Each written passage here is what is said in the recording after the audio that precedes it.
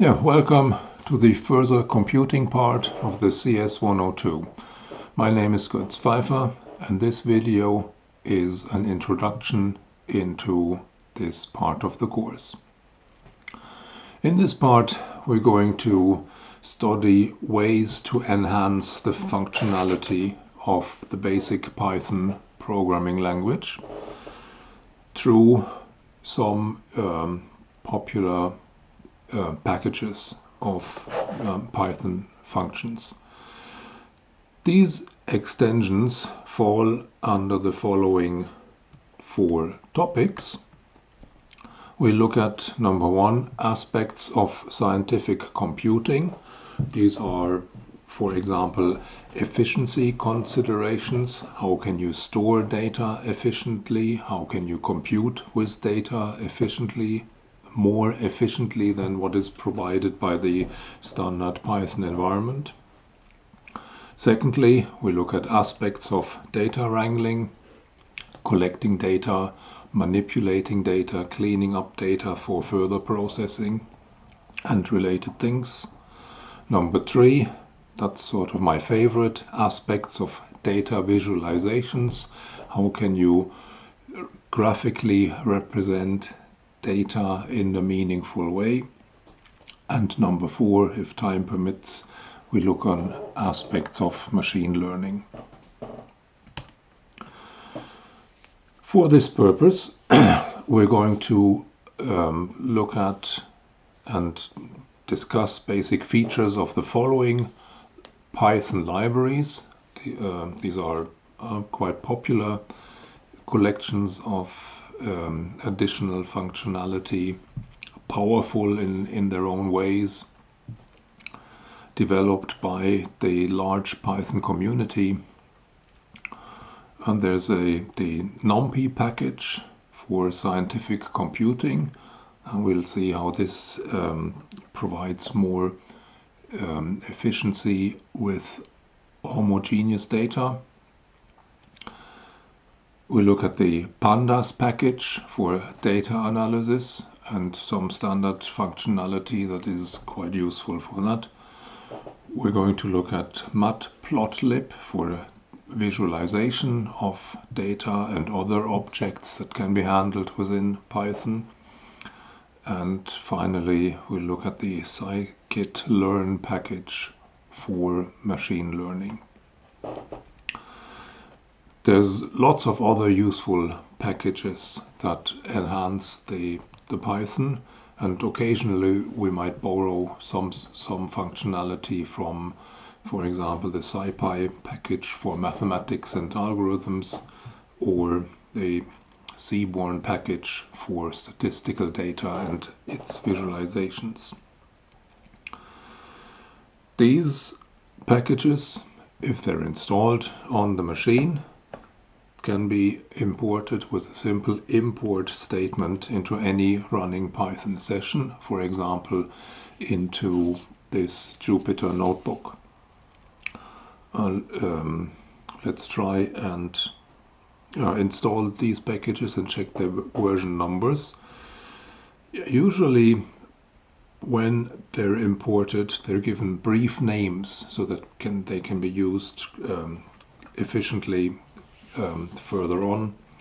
And the NumPy package, for example, is imported as np, and then the prefix np can be used to access any functionality that's available within the package. Similar conventions are there for the other packages. We'll mention them explicitly when we come to the packages later. For now, let's just see whether the import works and what version number we get. So this is the NumPy package, this is the pandas package, the matplotlib drawing functionality sits in the pyplot sub package, and there's the Seaborn package and the SciPy and the sklearn package. This all looks fine. And these are the version numbers that I'm going to use here. you might have to compare them with the version numbers that you get when you load this environment in for yourself. These notebooks, as the lecture notes for this course, are all managed on a dedicated GitHub repository at this address, where you can look at them and download them for your own purposes. If you have the Jupyter environment installed on your computer, then you can use these notebooks on your machine, manipulate them, play with them as you like. Alternatively, these notebooks can be accessed through Binder or Collab through these two buttons which you find on the notebooks or on the GitHub repository. The book for the course is Jake van der Plaar's Python Data Science Handbook, which provides a walkthrough through these various packages, starting with with an introduction of the ipython interpreter that we're going to look at today. This book is available on its own webpage on the GitHub if you want to compare the source with the material that we cover in this course. So, starting with the ipython interpreter, this is an enhanced interactive Python interpreter which provides some useful additions to the standard Python. It goes back a long time. Its development started in 2001, shortly after the Python itself was created, and the functionality provided by it has proven useful, and it's built into these Jupyter notebooks mostly.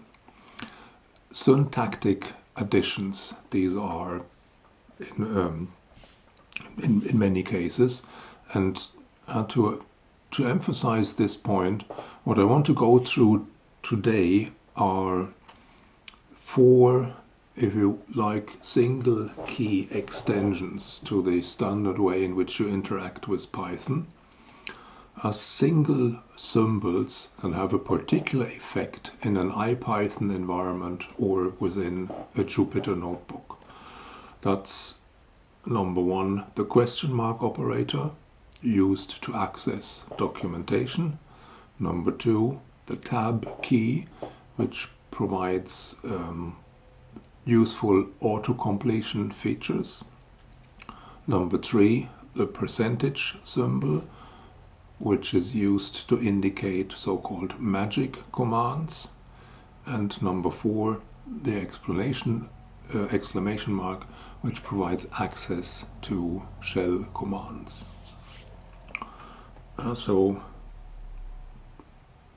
Single keys in the sense that you can enter these single symbols as input to Python. They're not really part of the language. The question mark by itself wouldn't be a Python command, but it's part of the ipython interpreter, and there it provides access to the documentation. If you send away a single question mark, you get here a new box which contains a brief description of the ipython interpreter and its special features. I won't go through that now, but if you're interested, you can read through that. In general, the question mark provides access to the help and documentation system that comes with Python. This is originally implemented through Python's own help system, where you have the help command that can be applied to any functions that are defined within Python, and then they give you access, they print out the documentation for this function. Now here the documentation for the built-in len function tells us how to call it and what its return value is. The number of items in the container, well, in simple terms, this is the length of a list when len is applied to a list object in Python. This access to the online documentation in ipython is provided to the question mark, put either after the len name of a function, then it opens a box here with the documentation of that command, or you can put it in front of the len command and it opens a box with the same contents. This question mark works on various kinds of things. It works on objects as well as on functions.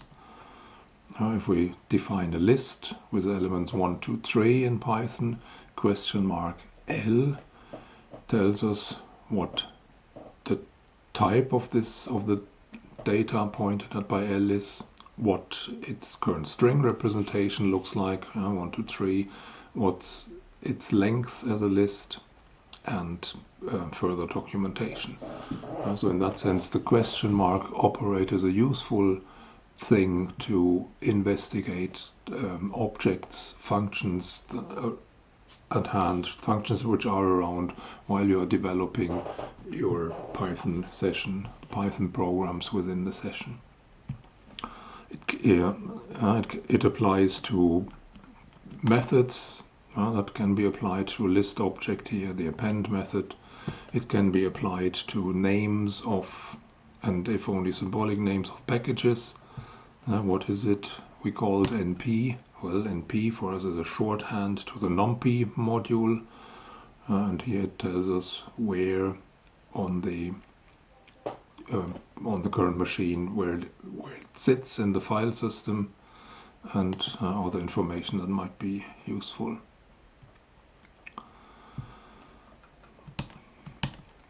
Even the Python functions you write yourself, if they are accompanied by a docstring, like this one here, as the first part of the code that defines the function, then you can access the documentation of your own function through the question mark operator.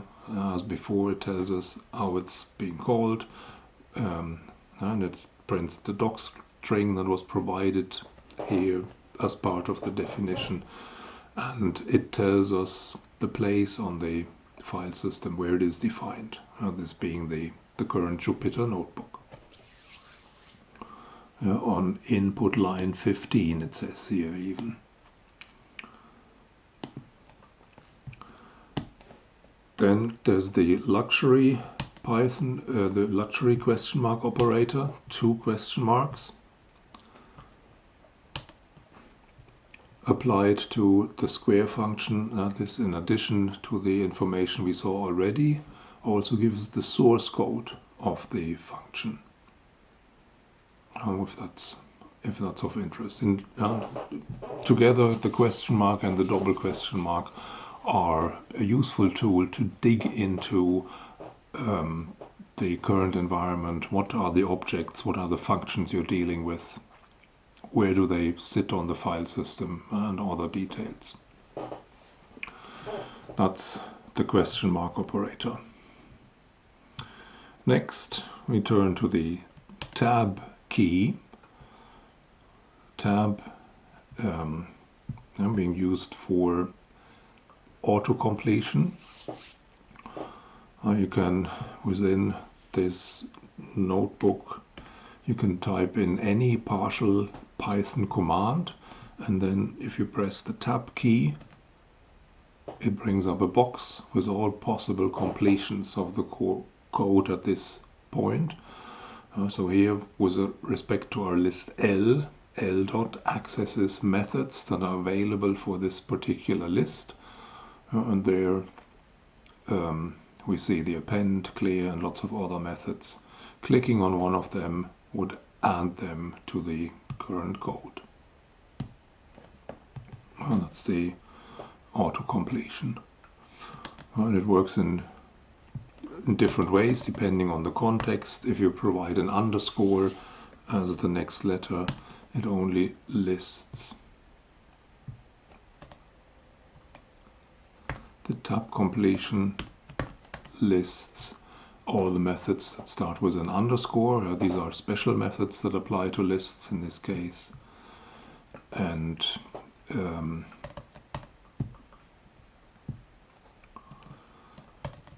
in other examples, one can try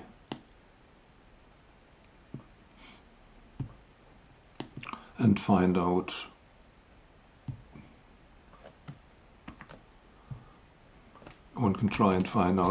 what can I import from a particular package. What's in the sklearn package worth importing? Well, tab completion brings up a list of things that could be imported from the things that can be used to complete this current command. Or the final example, if we want to import a package that starts with MA but forget the name, type in import MA, tab brings up a list of all the packages currently available that start with MA. That's tab completion, which is a useful thing and saves time, gives you access to information. Then the % symbol gives access to what's called magic commands. There's a list of these so-called magic commands which do something on top of the Python code. For example, here the timeIt magic can be used to measure the time it takes to execute some Python code. These magic commands come in two flavors. Single % applies magic to one line of Python code. The double % applies magic to an entire cell of Python code. And the timeIt magic is useful to investigate. For example, how long does it take to do the same thing in different ways?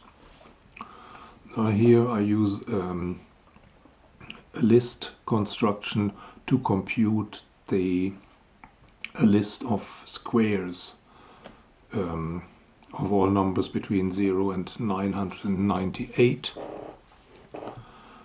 once as a list of squares using the exponential operator ** in Python. N **2 computes the squares, and then I want to compare it to computing the squares as products of n with itself. So I apply the timeIt magic to this one line of Python.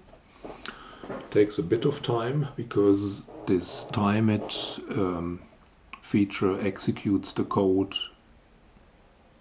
a couple of times. Hello? Oh, there it is. So this has executed the code 10,000 times at least. 7 runs, 10,000 loops each. And so it has executed this one line many times and determined the run time as approximately 200 microseconds plus minus 11.5 microseconds as standard deviation. In contrast, the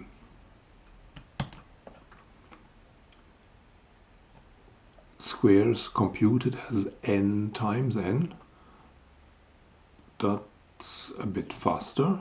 That actually reports a running time of 42.4 microseconds plus minus 1 on average, which is just a fifth or so of the exponential operator. That's interesting.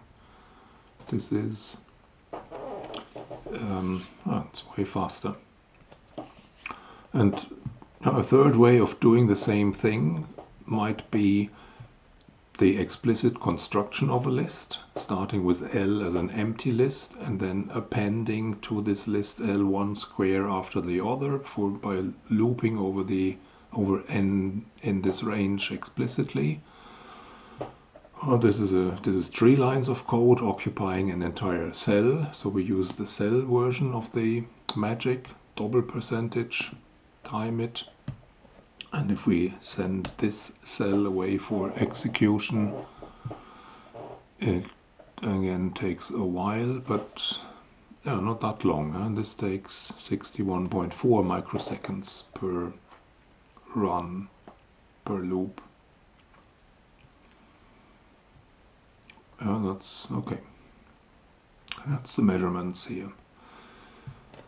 Of course, magic can be combined with the question mark operator. We get access to the documentation of this particular command. The magic itself gives us a short description of the magic system overall. And then there's the ls magic command, which gives a list of all available line magic and cell magic commands.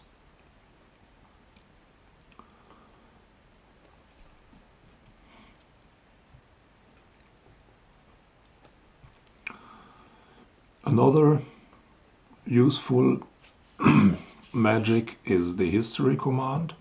On occasions you might want to go back over what you've typed in already and over what you got back. There's the history magic, which here applied to inputs 1 through 4, reports on what was inputted in the first 4 cells of this notebook.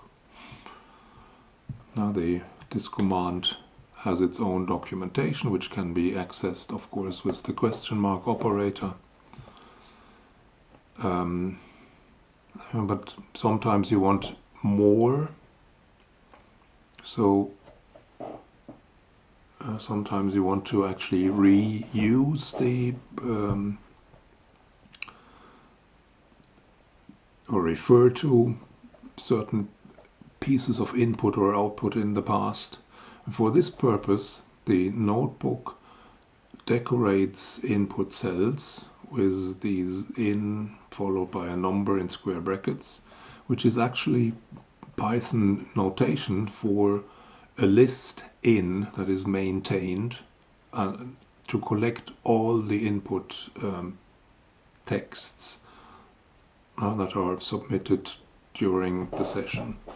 And there's a corresponding out object which collects the outputs. Now, these are Python objects that can be accessed from within the running session as whole or in parts, where in is a list and out is a Python dictionary which only stores the non-empty return values. So we can look into the in list, and here's the collection of the entire text that has been used as input so far.